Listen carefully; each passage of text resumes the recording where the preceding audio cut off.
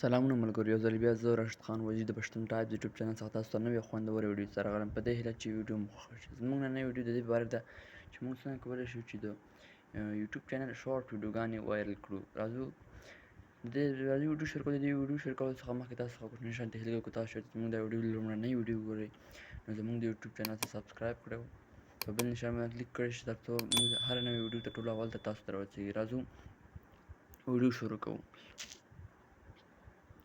د دې لپاره به تر ټولو اول تاسو راشئ دغه یو وی پی این به ډاونلوډ کړئ، ځکه چې دغه وی پی این ډېر زیات ضرور دی.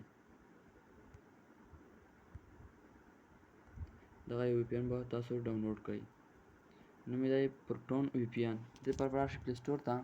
لینک تاسو ته ډسکرپشن کې هم پرېږدم، خو بیا هم تاسو طریقه ښیم که ډسکرپشن کې پیدا نه شو بیا تاسو پلی سټور څخه ډاونلوډ کولی شئ. پروټون ګورئ بر سر کې راواخیسته پروټون وی پی این. د لومړي باندې تاسو کلیک کړئ او دغه یو وی پی این به تاسو ډاونلوډ کړئ. دا ډېر ښه وی پی این دی. د دې لپاره تاسو دا به کولاو کړئ. زه کنټیکټ باندې کلیک کوم.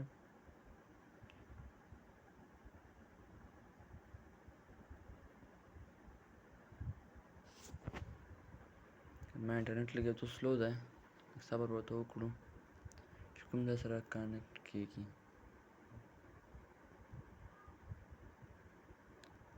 دا زموږ نیدرلینډ سره کنیکټ شو. د دې لپاره به سمپل راشئ، بیا به هغې نه وروسته راشئ تاسو یوټیوب سټوډیو ته. واي ټي سټوډیو یوټیوب سټوډیو ته به تاسو ډاونلوډ کړئ. د دې لپاره بیا دلته راشئ، یا که یوټیوب ته ځئ هم پروا نه کړئ، خو بیا به دلته راشئ او خپله ویډیو به اپلوډ کړئ.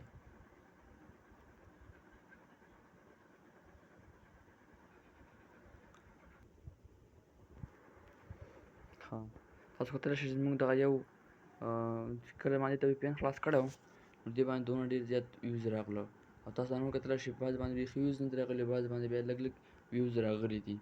راځو دا به تاسو څنګه جوړوئ. سمپل به راشئ په دغه پلس نشان باندې به کلیک کړئ. کله په دې پلس نشان کلیک کړو را به شئ ویډیو به اپلوډ کړئ. لکه مثال په طور زه یې ویډیو اپلوډ کوم. د یو ویډیو به جوړه کړم. دغه یو ویډیو مې جوړه کړه. ما انټرنیټ یو څه سلو دی. اوس به راشئ دلته خپل ټایټل ورکړئ.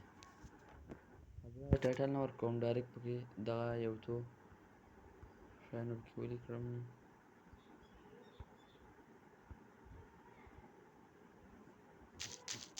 زیات شو کټ کړم.